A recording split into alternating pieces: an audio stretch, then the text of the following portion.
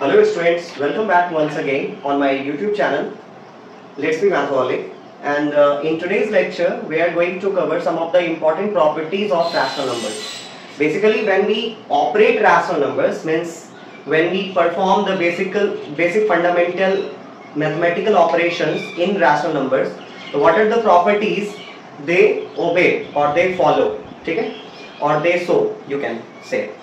Means जब rational numbers को हम लोग ऑपरेट करते हैं, मीन्स मल्टीप्लाई करते हैं या ऐड करते हैं या सब्ट्रैक्ट करते हैं, तो उन केसेस में रैशनल नंबर्स कुछ एक प्रॉपर्टीज शो करता है. उन प्रॉपर्टीज के बारे में ही हमें इस लेक्चर में पढ़ना है. ठीक है, तो अगर मेरा टाइम वेस्ट करें, हम लोग अपने टॉपिक पे आते हैं. सबसे पहले अगर हम प्रॉपर्टीज की बात करें जो रैशनल नंबर शो करता है, ठीक है, when we perform what the basic mathematical operations with in rational numbers, तो सबसे पहले हम लोग एडिशन के केस में देखेंगे कि अगर हम बात करें रैशनल नंबर्स को जब हम ऐड करेंगे तो वहां वो कौन कौन से प्रॉपर्टीज शो करता है.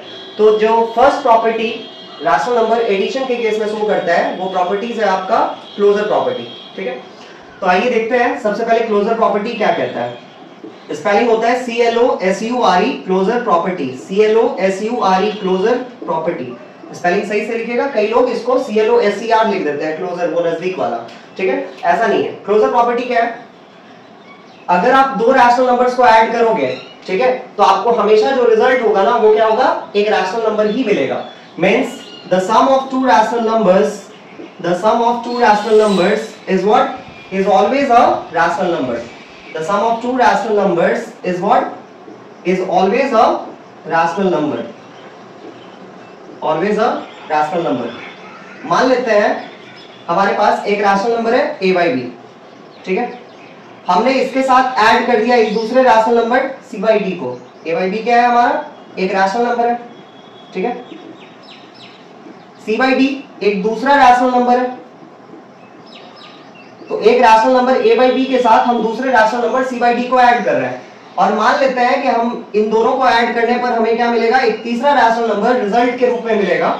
ठीक है, e/f ये भी एक रैशनल नंबर होगा. ऐसा कहता है कौन, क्लोजर प्रॉपर्टी. मींस जब आप दो रैशनल नंबर को ऐड करिएगा तो उन दोनों रैशनल नंबर को ऐड करने पर जो रिजल्ट आएगा, मींस जो आंसर आएगा जिसको आप सम बोलोगे, वो सम भी क्या होगा, एक रैशनल नंबर ही होगा. ऐसा कहता है कौन, closure property of addition of rational number. ठीक है, अब बात करें ये क्लोजर प्रॉपर्टी जो है, अगर हम बात करें एडिशन में, तो ये सब्ट्रैक्शन में भी फॉलो होता है और मल्टीप्लिकेशन में भी फॉलो होता है. मींस सब्ट्रैक्शन ऑफ, आप यहीं पे लिख लो इसको, subtraction of rational number is also closed. Rational number is also closed. कहने का मतलब अगर आप दो रैशनल नंबर को सब्ट्रैक्ट करोगे, अगर आप दो रैशनल नंबर को सब्ट्रैक्ट करोगे तो वहां भी क्या होगा, आपको जो डिफरेंस होगा सब्ट्रैक्शन करने पर जो आंसर आता है उसको हम क्या बोलते हैं, डिफरेंस बोलते हैं. तो दो रैशनल नंबर का जो डिफरेंस होगा वो भी हमेशा क्या होगा, एक रैशनल नंबर ही होगा. ऐसा कहता है closure property of subtraction of rational numbers. Clear है? क्लोजर प्रॉपर्टी एडिशन में क्या कहता है कि जब आप दो रैशनल नंबर को ऐड करोगे तो हमेशा आंसर क्या आएगा, रैशनल नंबर ही मिलेगा. ठीक है, ये चीज यहां सब्ट्रैक्शन में भी देखने को मिलता है कि अगर आप मान लो a/b आपके पास एक रैशनल नंबर है, उसमें से आप c/d एक दूसरे रैशनल नंबर को आप सब्ट्रैक्ट करें और मान लीजिए आपका आंसर सब्ट्रैक्शन करने के बाद e/f आया.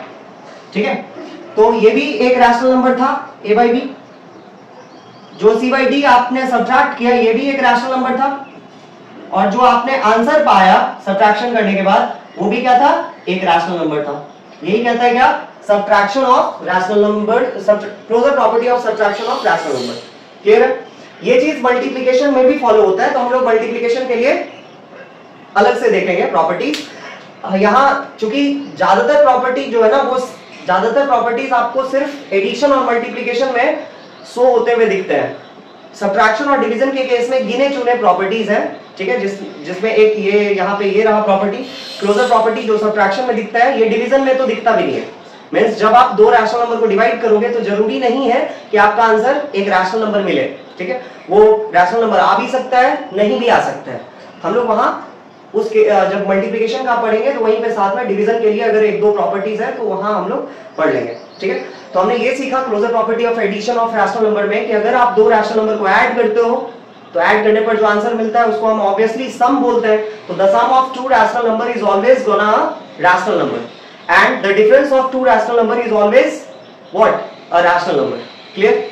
मींस 5 में से 3 आप सब्ट्रैक्ट कर दो, जैसे 5 एक रैशनल नंबर है, 5 नेचुरल नंबर है, 5 होल नंबर है, 5 इंटीजर है, और 5 सारे नेचुरल नंबर, सारे होल नंबर, सारे इंटीजर क्या है, रैशनल नंबर ही तो है। तो 5 में से अगर आप 3 सब्ट्रैक्ट करते हो तो आंसर क्या आएगा, 2 आएगा।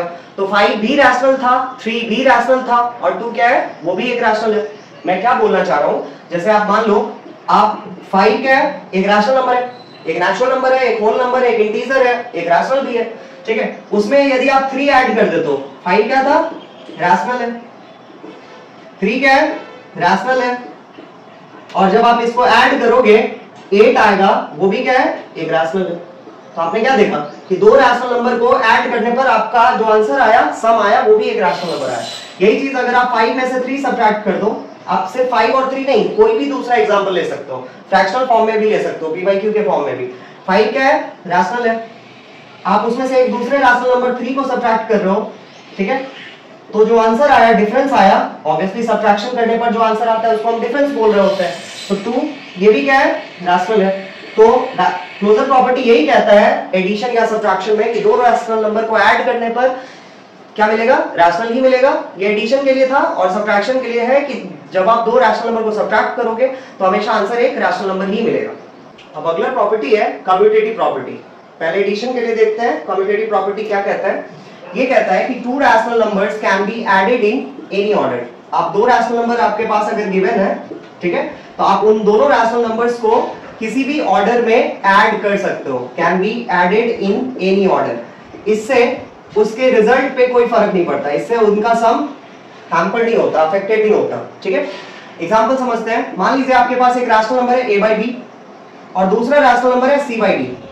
तो आप a/b को पहले लिख लो, फिर c/d को लिखो और ऐड करो, या फिर c/d को आप पहले लिख लो, फिर उसके साथ a/b को ऐड करो। इससे कोई फर्क नहीं पड़ता, दोनों केसेस में रिजल्ट क्या आएगा, सेम आएगा, ठीक है।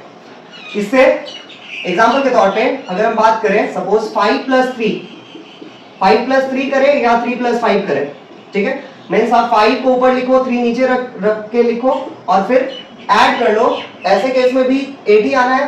3 को ऊपर लिख लो, 5 को नीचे लिखो, फिर ऐड करो, उस केस में भी 8 ही आना है। तो ये चीज कहता है क्या, commutative property of addition of rational numbers, ठीक है, कि आप दो रैशनल नंबर्स को आप किसी भी ऑर्डर में ऐड कर सकते हो, इससे उसके सम पे कोई फर्क नहीं पड़ता, ठीक है। अगर हम बात करें कम्यूटेटिव प्रॉपर्टी की, तो ये सब्ट्रैक्शन में एप्लीकेबल नहीं होता, ठीक है।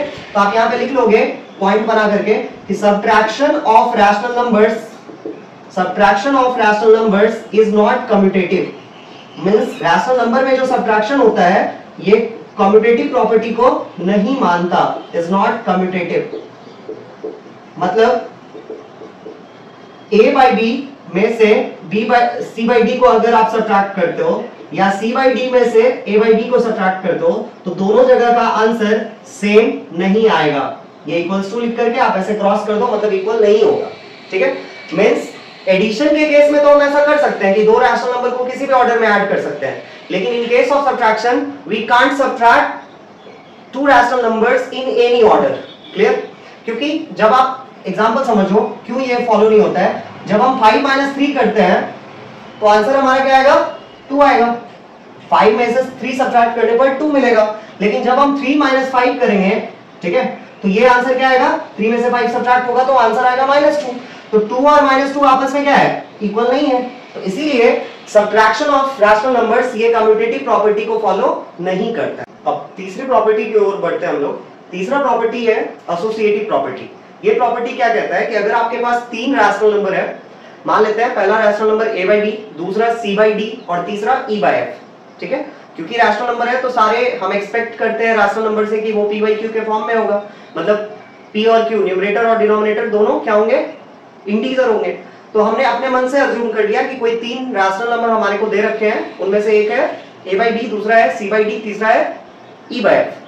इन 3 रैशनल नंबर्स को हम किसी भी तरीके से ऐड करें, ठीक है, मतलब ऑब्वियसली आप 3 नंबर को ऐड करोगे तो हमेशा पहले तो किसी 2 को ऐड करना पड़ेगा, उन दोनों का जो आंसर आएगा उसके साथ तीसरे को ऐड करना पड़ेगा, ठीक है। तो आप पहले किसी भी 2 को पेयर करके ऐड करो, ठीक है, उससे फर्क नहीं पड़ता, आंसर हमेशा सेम ही आएगा।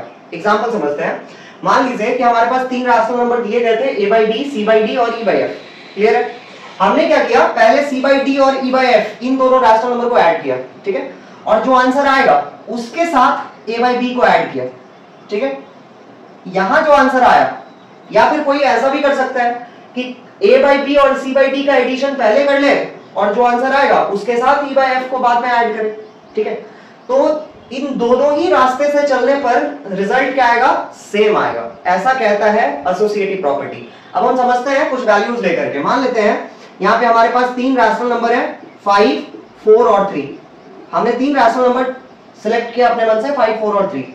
तो 5 प्लस 4 प्लस 3। अब कोई बोलेगा कि पहले हम 4 और 3 को ऐड करेंगे, सही है। 5, 4 और 3 कितना आएगा, 7। 7 प्लस 5 कितना आएगा, 12 आएगा। अब कोई चाहे कि हम पहले क्या करें, पहले क्या करेगा, कोई बोलेगा कि 5 और 4 को ऐड कर लेते हैं हम, ठीक है। पहले हम 5 और 4 को ऐड करेंगे तो 5, 4, 9 आएगा, और जो उसके साथ जो रिजल्ट आया उसके साथ वो तीसरे रैशनल नंबर को बाद में ऐड करें तो 9 प्लस 3 कितना आया, 12 आया। तो आप देखो, चाहे 4 और 3 को पहले ऐड करें और जो आंसर आया उसके साथ बाद में 5 को ऐड किए तो भी 12 आया। और दूसरा रास्ता ये था कि किसी ने क्या किया, 5 और 4 को पहले ऐड कर लिया, फिर 3 को ऐड किया तो भी आंसर 12 भी आया। अब एक रास्ता ये भी है कि पहले कोई क्या करे, 5 और 3 इसको ऐड कर ले, फिर बाद में 4 को ऐड करें तो कितना आएगा, 5, 3, 8, 8 प्लस 4 कितना, 12। तो आप देख रहे हो कि तीनों ही केसेस में आंसर सेम आया है। मतलब आप 3 रैशनल नंबर आपके पास अगर होंगे तो वहां भी आप तीनों रैशनल नंबर को किसी भी सीक्वेंस में ऐड कर सकते हो, किसी को पहले किसी को बाद रखने से कोई फर्क नहीं पड़ता है। क्लियर है? लेकिन ये चीज सब्ट्रैक्शन में फर्क पड़ जाता है, मतलब वहां पे रिजल्ट सेम नहीं आता। इसीलिए हम कह सकते हैं कि जो एसोसिएटिव प्रॉपर्टी है doesn't hold for the associative property of subtraction of rational number is not valid. Clear? या फिर आप इसको ऐसे भी बोल सकते हो कि the subtraction of rational number is not associative, या associative property of rational number is not validated under subtraction। वो subtraction में validate नहीं होता। क्लियर है? जैसे एग्जांपल के तौर पे आप यहाँ पे ये चीज करके देखते हैं। मान लीजिए कि 5 में से 4 माइनस 3, अब कोई बोले कि पहले हम 4 में से 3 को सब्ट्रैक्ट करेंगे तो कितना आएगा, 1 आएगा। अब 5 में से 1 फिर फर्दर सब्ट्रैक्ट करेंगे, यहाँ 4 आएगा। लेकिन कोई दूसरा ये करे कि 5 में से पहले बोले कि 4 को सब्ट्रैक्ट करेंगे, फिर जाकर के जो आंसर आएगा उसमें से हम 3 को सब्ट्रैक्ट करेंगे तो यहाँ कितना आएगा, 5 माइनस 4 1, और 1 माइनस 3 कटे पर कितना आएगा, -2। तो आपने देखा कि एक जगह आंसर 4 आ रहा है, एक जगह -2 आ रहा है, तो ये आंसर आपस में इक्वल नहीं है। तो इसलिए एसोसिएटिव प्रॉपर्टी सब्ट्रैक्शन के अंदर लागू होता हुआ नहीं दिखता है, या लागू नहीं होता है, अप्लाई नहीं होता। क्लियर है? अगला प्रॉपर्टी है हमारा existence of additive identity. Identity का मतलब होता है पहचान, ठीक है, और एग्जिस्टेंस का मतलब होता है, एग्जैक्ट हिंदी बोले तो इसके लिए हिंदी टर्म होता है अस्तित्व, ठीक है। मतलब वो एक तरह से मेंटेन होना चाहिए, क्या आइडेंटिटी उसका मेंटेन रहना चाहिए, वो सरवाइव करता रहना चाहिए। तो यहाँ पे और एडिटिव है, एडिटिव बोलने से मतलब ये है कि हम उसको कुछ किसी चीज के साथ ऐड करें फिर भी उस रैशनल नंबर का आइडेंटिटी मेंटेन रहे, सरवाइव करता रहे। तो ये कैसे पॉसिबल है? तो याद रहे कि जब कोई रैशनल नंबर आपको दिया होगा, अगर आप उसमें 0 ऐड करते हो, मतलब कुछ ऐड नहीं करते हो, या फिर आप इस चीज को ऐसे बोल सकते हो कि 0 के साथ उस रैशनल नंबर को ऐड किया जाए, या तो उस रैशनल नंबर में 0 ऐड करें या 0 में उस रैशनल नंबर को ऐड करें, बात एक ही है, ठीक है। मींस अगर आपके पास कोई रैशनल नंबर a/b है तो आप यदि a/b के साथ 0 ऐड करते हो, a/b प्लस 0, या 0 पहले लिख दो, 0 प्लस a/b, तो आंसर क्या आएगा, a/b ही आएगा। ऐसा कहता है कौन, एग्जिस्टेंस ऑफ एडिटिव आइडेंटिटी।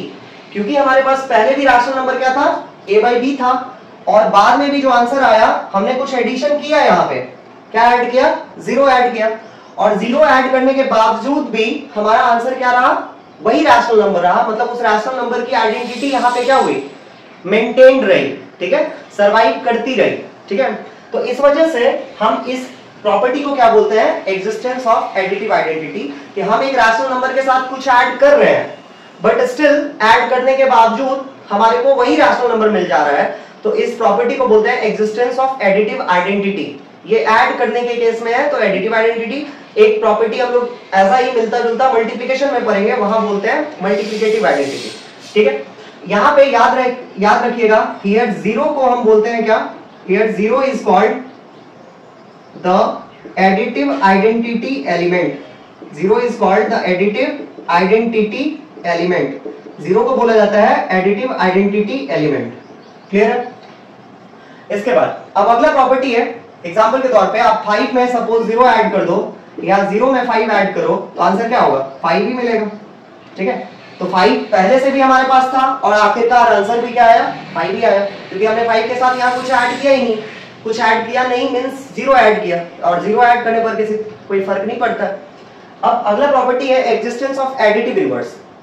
अब एडिटिव इनवर्स वाला एग्जिस्टेंस, ये वाला प्रॉपर्टी क्या कहता है, दो रैशनल नंबर एक दूसरे के लिए एडिटिव इनवर्स तभी कहलाएंगे, दो रैशनल नंबर एक दूसरे के एडिटिव इनवर्स तभी कहलाएंगे जब उनको ऐड करने पर आंसर क्या आना चाहिए, 0 आना चाहिए, ठीक है। मींस एडिटिव इनवर्स को हिंदी में कहा जाता है योज्य प्रतिलोम, ठीक है। मींस दो रैशनल नंबर एक दूसरे के, two rational numbers are said to be additive inverse of each other if their sum is 0, ठीक है। फॉर एग्जाम्पल जैसे a by b एक रैशनल नंबर है, तो a by b एक पॉजिटिव रैशनल नंबर है, क्योंकि दोनों न्यूमरेटर डिनोमिनेटर दोनों पॉजिटिव है इसका। तो एक a by b के साथ जब हमने minus a by b add कर दिया, ठीक है, तो या फिर आप माइनस a by b को पहले लिखो और उसके साथ a by b ऐड कर दो, तो इन दोनों ही केसेस में आंसर क्या आएगा, 0 आएगा। मतलब कहने का कि आप 5 के साथ अगर -5 ऐड करते हो तो आंसर क्या आएगा, 0 आएगा, या -5 के साथ 5 ऐड करते हो तो भी आंसर क्या आएगा, 0 आएगा। इट मींस 5 और -5 ये दोनों एक दूसरे के क्या है, एडिटिव इनवर्स है। तो आप यहां से ये चीज लिख सकते हो कि अगर आपसे कभी पूछा जाए एडिटिव इनवर्स ऑफ 6/7, मतलब एक पॉजिटिव रैशनल नंबर का एडिटिव इनवर्स पूछा जाए तो आपको क्या करना है, बस साइन चेंज कर देना है, ठीक है। I am talking about additive inverse here, not the multiplicative inverse. Multiplicative inverse भी एक टर्म होता है, वो बाद में देखेंगे हम लोग। एडिटिव इनवर्स ऑफ 6/7 क्या होगा, -6/7। याद रहे, जब एडिटिव इनवर्स पूछा जाएगा तो आपको बस साइन चेंज करना होता है।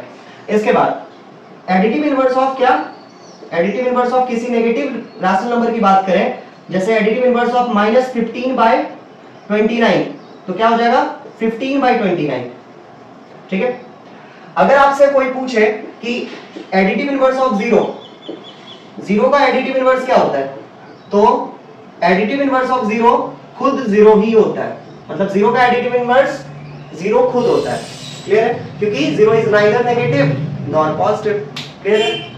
तो ये था जो एडिशन से रिलेटेड प्रॉपर्टीज है, ठीक है। हमने कुछ यहाँ पे सब्ट्रैक्शन के लिए भी देखा, और दूसरी चीज जो सब्ट्रैक्शन के अंदर हमने ये पढ़ा था कि सब्ट्रैक्शन में बस एक क्लोजर प्रॉपर्टी वैलिड होता है, मींस जब दो रैशनल नंबर को आप सब्ट्रैक्ट करोगे तो आंसर भी रैशनल नंबर ही आएगा। ये बस एक ये प्रॉपर्टी जो है जिसको हम क्लोजर प्रॉपर्टी बोलते हैं, ये सब्ट्रैक्शन में वैलिडेट होता है, बाकी ना कम्यूटेटिव प्रॉपर्टी फॉलो होता है, ना एसोसिएटिव प्रॉपर्टी फॉलो होता है, ना ही एग्जिस्टेंस ऑफ सब्ट्रैक्टिव आइडेंटिटी जैसा कोई टर्म है सब्ट्रैक्शन में, और ना ही सब्ट्रैक्टिव इनवर्स जैसा कोई प्रॉपर्टी होता है, क्लियर है। तो अब हम लोग मल्टीप्लिकेशन के लिए पढ़ेंगे, उसमें जो कुछ प्रॉपर्टीज होंगे डिवीजन से रिलेटेड, तो उसको भी हम लोग वहीं डिस्कस करेंगे, क्लियर है। अब अगला प्रॉपर्टीज है मल्टीप्लिकेशन ऑफ रैशनल नंबर्स पे बेस्ड, जो प्रॉपर्टीज रैशनल नंबर्स ओबे करता है या फॉलो करता है, उन प्रॉपर्टीज को हम लोग पढ़ेंगे। पहला प्रॉपर्टी है अगेन जो हम लोगों ने एडिशन और सब्ट्रैक्शन में पढ़ा था, वही प्रॉपर्टी यहाँ भी, नाम वही है, बस ये मल्टीप्लिकेशन पे अप्लाई होगा। पहला प्रॉपर्टी है closure property. Closure property addition में कहता था कि जब आप दो रैशनल नंबर को ऐड करोगे तो आंसर भी रैशनल नंबर आना चाहिए।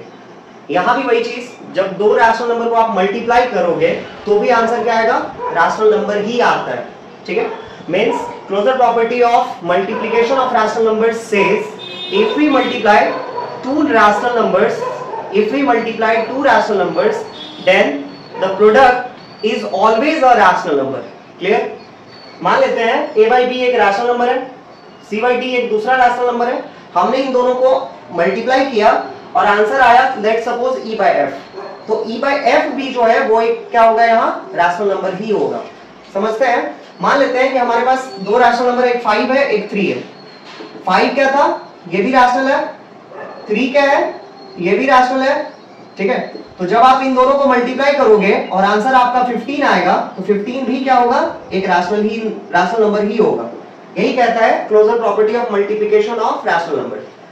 अगर हम बात करें क्लोजर प्रॉपर्टी की, तो ये डिवीजन में अप्लाई नहीं होता है। मतलब कहने का कि जब आप दो रैशनल नंबर को डिवाइड करोगे तो रैशनल नंबर आंसर आ भी सकता है, नहीं भी आ सकता है, ठीक है। इसलिए हमने ये लिखा है, सिंस वहां अगर एक भी केस में रैशनल नंबर नहीं आएगा तो ये प्रॉपर्टी वहां वैलिडेट नहीं होगा, ठीक है। जैसे अगर आप मान लेते हो 5/6, इसको डिवाइड करोगे 2/3 से, ठीक है। ये एक रैशनल नंबर है, ये भी एक रैशनल नंबर है, ये रैशनल है, 2/3 रैशनल है, ठीक है। जो आंसर आएगा आपका ऑब्वियसली 5/6 इंटू 3/2, 3 से आप 2 कैंसिल कर लोगे, 5/4, 5/4 क्या है, ये भी रैशनल है, यहां तो ठीक है।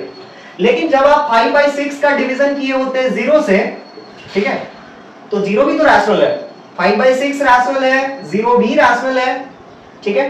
तो आप दो रैशनल नंबर का डिवीजन कर रहे हो, लेकिन 0 से डिवाइड करने पर आंसर क्या आएगा, अनडिफाइंड आएगा। तो इस केस में तो आपका आंसर आया ही नहीं, तो आप कैसे बोल सकते हो कि रैशनल है या नहीं है। तो इसीलिए जब डिवीजन के केस में रैशनल नंबर की बात करें, तो रैशनल नंबर डिवीजन के केस में क्लोजर प्रॉपर्टी को ओबे नहीं करता है, ठीक है। मतलब दो रैशनल नंबर को डिवाइड करने पर हमारा आंसर रैशनल आ भी सकता है, नहीं भी आ सकता है। मतलब कहने का कि वहां क्लोजर प्रॉपर्टी वैलिडेट नहीं होता कंप्लीटली, ठीक है। अब आते हैं कम्यूटेटिव प्रॉपर्टी की। कम्यूटेटिव प्रॉपर्टी भी हमने एडिशन में पढ़ा था, और ये प्रॉपर्टी सब्ट्रैक्शन में लागू नहीं हो रहा था, ठीक है। क्या कह रहा था वहां, हम लोग किए थे कि 3 + 5 करें या 5 + 3 करें, आंसर 8 ही आना है। यहां भी वही चीज, अगर आप दो रैशनल नंबर को मल्टीप्लाई करते हो किसी भी ऑर्डर में, तो उससे उसके रिजल्ट पे कोई फर्क नहीं पड़ता। मींस a/b इंटू c/d, आप a/b को पहले लिख दो, c/d को बाद में लिखो, या c/d को पहले लिख लो, a/b को बाद में लिखो, ठीक है। इससे कोई फर्क नहीं पड़ता उनके रिजल्ट पे। कहने का मतलब अगर आप 5 × 6 करते हो या 6 × 5 करते हो, तो 5 6 जा भी 30 और 6 5 सार भी 30, ठीक है। तो दोनों का आंसर क्या आएगा, 30 आएगा। ऐसा कहता है commutative property of multiplication of rational number, ठीक है। अब बात करें अगर डिवीजन ऑफ रैशनल नंबर की, तो यहां ये कम्यूटेटिव प्रॉपर्टी को फिर से फॉलो नहीं करता। मतलब अगर आप यही चीज यहां देखते हैं, जैसे 6 / 5, इसका आंसर 6/5 आएगा। लेकिन जब आप 5 / 6 करोगे तो इसका आंसर 5/6 आएगा। तो दोनों आपस में इक्वल नहीं है, इसीलिए डिवीजन ऑफ रैशनल नंबर ये कम्यूटेटिव प्रॉपर्टी को फॉलो नहीं करता है।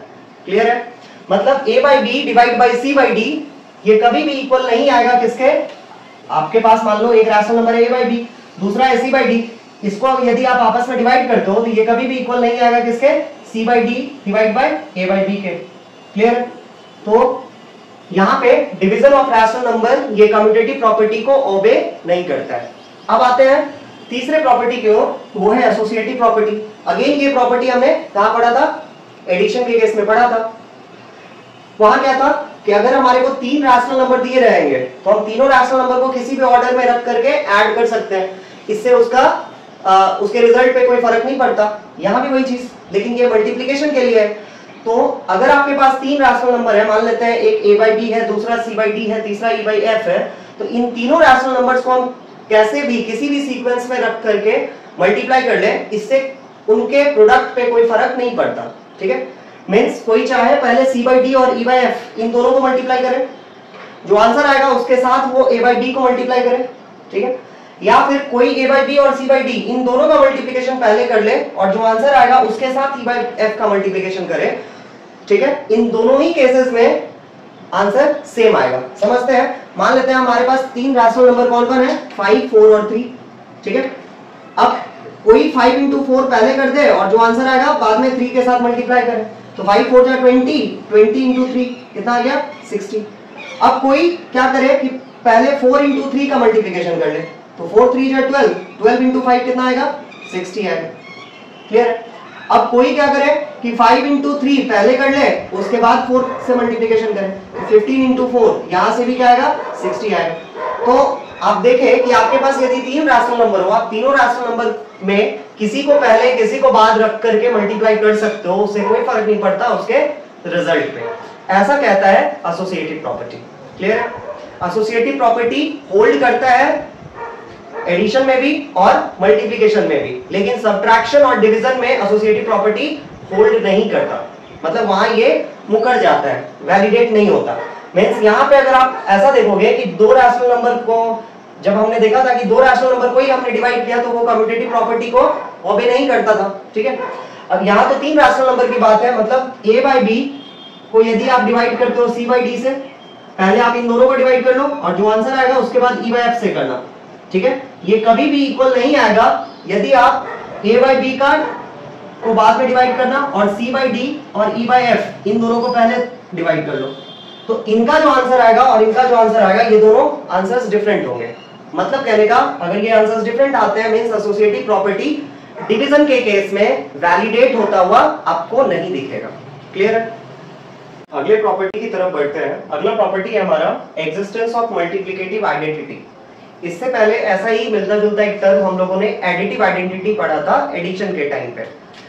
वहां क्या था कि आप किसी rational number a by b के साथ यदि जीरो ऐड करते हो तो इससे उस रैशनल नंबर पे कोई फर्क नहीं पड़ता और हमें वो rational number as it is मिलता है, ठीक है। वहां हम लोग ऐड कर रहे थे, यहाँ मल्टीप्लिकेटिव आइडेंटिटी है, मतलब कुछ मल्टीप्लाई करेंगे, ठीक है। तो क्या है ये प्रॉपर्टी कहता है, फिर से वही बात, एग्जिस्टेंस ऑफ मल्टीप्लिकेटिव आइडेंटिटी। जैसे हमने वहां उस रैशनल नंबर के साथ कुछ ऐड किया था और ऐड करने के बावजूद हमें वही रैशनल नंबर आंसर मिला, मतलब उसकी आइडेंटिटी मेंटेन्ड रही, ठीक है। यहां भी वही चीज हमें यहाँ क्या करना है, किसी रैशनल नंबर के साथ किसी चीज को मल्टीप्लाई करना है, ठीक है। और उस चीज के मल्टीप्लिकेशन के बावजूद भी, उस चीज के साथ मल्टीप्लाई करने के बावजूद भी हमें वही रैशनल नंबर मिलना चाहिए। तो ऐसा कब पॉसिबल है, जब हम उस रैशनल नंबर का मल्टीप्लिकेशन किसके साथ करें, 1 के साथ करें, ठीक है। Means if we multiply any rational number a by b with 1, sorry हमने क्या बोला, अगर हम किसी rational number a by b का मल्टीप्लिकेशन 1 के साथ करते हैं, ठीक है, then the product is obviously the same rational number। उस केस में आंसर क्या आएगा, वही रैशनल नंबर हमें आंसर के तौर पे मिलेगा। मतलब a by b नाम का एक रैशनल नंबर है, इसका मल्टीप्लिकेशन आप 1 के साथ करते हो या 1 का मल्टीप्लिकेशन उस rational number a by b के साथ करते हो, तो इस केस में आपको क्या मिलना है, a by b मिलेगा। एग्जांपल 5 को 1 के साथ मल्टीप्लाई करो या 1 का मल्टीप्लिकेशन 5 के साथ करो, आंसर क्या मिलना है, 5। तो आपके पास पहले से भी 5 था और लास्ट में आंसर भी क्या मिला, 5 मिला। इस तरह से हम कह सकते हैं कि 5 की आइडेंटिटी क्या रही, मेंटेन रही। तो आप यहाँ पे 1 को क्या कहोगे, जैसे वहां आपने 0 को कहा था एडिटिव आइडेंटिटी एलिमेंट, वैसे यहाँ 1 को आप क्या बोलोगे, 1 is called the multiplicative identity element. 1 को आप क्या बोलोगे, मल्टीप्लिकेटिव आइडेंटिटी एलिमेंट, ठीक है। इसके बाद अगला प्रॉपर्टी है आपका एग्जिस्टेंस ऑफ मल्टीप्लिकेटिव इनवर्स। इससे पहले हम लोगों ने एडिशन में पढ़ा था एग्जिस्टेंस ऑफ एडिटिव इनवर्स। अब मल्टीप्लिकेटिव इनवर्स क्या कहता है, मल्टीप्लिकेटिव इनवर्स दो रैशनल नंबर एक दूसरे का तब कहलाएगा, क्या बोले मैंने, दो रैशनल नंबर एक दूसरे का मल्टीप्लिकेटिव इनवर्स तभी कहलाएगा जब उन दोनों को मल्टीप्लाई करने पर आंसर क्या आना चाहिए, 1 आना चाहिए, ठीक है। एडिटिव इनवर्स कब कहला रहा था, दो रैशनल नंबर एक दूसरे का, जब हम दोनों को ऐड करने पर सम कितना ला रहे थे, 0, ठीक है। तो when two rational numbers will be added together to give the sum 0, then they are said to be additive inverse of each other, and when they will be multiplied together to give the product 1, then in that case they will be called multiplicative inverse or reciprocal of each other। Multiplicative inverse बोले या reciprocal बोले एक ही बात है, ठीक है। मतलब हमने यहाँ लिखा भी है कि दो रैशनल नंबर जब आपस में मल्टीप्लाई होकर के आंसर क्या देते हैं, प्रोडक्ट क्या देते हैं, 1 देते हैं, तो उस केस में हम दोनों रैशनल नंबर को एक दूसरे का मल्टीप्लिकेटिव इनवर्स कहते हैं या फिर रेसिप्रोकल कहते हैं, ठीक है। एग्जांपल के तौर पे जब हमने एडिटिव इनवर्स पढ़ा था तो वहां लिखा था कि एडिटिव इनवर्स ऑफ 6/7, तो 6/7 का एडिटिव इनवर्स क्या होगा, -6/7। मतलब एडिटिव इनवर्स लिखते टाइम हमेशा हमें यह ध्यान रखना होता है कि बस साइन चेंज कर देना है, पॉजिटिव को नेगेटिव बना देना है, नेगेटिव को पॉजिटिव बना देना है। लेकिन जब आप मल्टीप्लिकेटिव इनवर्स लिखोगे तो you have nothing to take with the sign, आपको कोई लेना देना नहीं है किससे, साइन से, ठीक है। You just need to do what, you have to shift numerator in the denominator part and you have to exchange the denominator with the numerator. Means दोनों को आपस में इंटरचेंज कर देना है, न्यूमरेटर को डिनोमिनेटर के प्लेस पे पहुंचा देना है और डिनोमिनेटर को न्यूमरेटर के प्लेस पे पहुंचा देना है, ठीक है। ऐसा करते हैं कब, जब हम लोगों को रेसिप्रोकल या मल्टीप्लिकेटिव इनवर्स लिखना होता है, ठीक है। साइन से कोई लेना देना नहीं होता है, अगर साइन वो पहले से नेगेटिव रैशनल नंबर है तो उसका रेसिप्रोकल भी नेगेटिव रैशनल नंबर ही होएगा, क्लियर है। अब समझते हैं, जैसे मान लीजिए हमारे पास कोई रैशनल नंबर है a by b, तो a by b का रैशनल रेसिप्रोकल क्या होगा, if we have a rational number a by b, तो द रेसिप्रोकल और multiplicative inverse of a by b will be b by a। अभी मैंने समझाया कि आपको क्या करना है, डिनोमिनेटर को एक्सचेंज कर देना है न्यूमरेटर से और न्यूमरेटर को डिनोमिनेटर के प्लेस पे ला देना है। तो आप देख रहे हो कि b को हमने नीचे से यहाँ ऊपर मैंने शिफ्ट कर दिया और a जो न्यूमरेटर के प्लेस पे था उसको हमने डिनोमिनेटर के प्लेस पे शिफ्ट कर दिया, और जब आप इनको मल्टीप्लाई करोगे तो b और b कैंसिल, a और a कैंसिल, आंसर क्या आएगा, 1 आएगा, क्लियर है। तो आप देख रहे हो कि मैंने लिखा भी है, अगर आपसे पूछा जाए मल्टीप्लिकेटिव इनवर्स ऑफ 5 by 6, तो आप क्या करोगे, 6 को ऊपर भेज दोगे, 5 को नीचे शिफ्ट कर दोगे, that will be 6 by 5, clear. अब आते हैं, आपसे पूछा जाए कि कौन ऐसे दो नंबर्स हैं जो अपने खुद के रेसिप्रोकल होते हैं, कौन ऐसे दो नंबर्स हैं जो अपने खुद के रेसिप्रोकल्स होते हैं, तो वो आंसर्स हैं आपके 1 और -1।